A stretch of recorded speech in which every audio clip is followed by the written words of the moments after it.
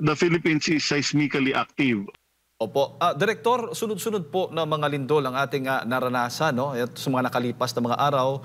Una nga dito sa Cebu, sumunod naman doon po dito banda sa Baguio City at ngayon itong Davao. At kung nakikita mo yung magnitude, ang lakas, parang tumataas ng tumataas. Ano ho ba ang ibig sabihin po niyan?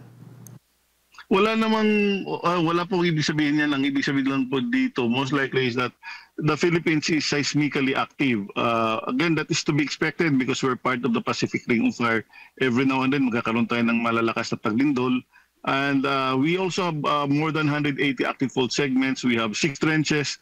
These are all capable of generating minor to light to even major earthquakes. And in fact, every day, we record at least 30 earthquakes a day. And everyday po yan, yung average natin. And karamihan po dito ay maliliit lamang. But there are instances na, again, malalakas, katulad nung nangyari lately. So, again, there is nothing surprising about it. Again, we're part of the Pacific Ring of Fire and we're seismically active.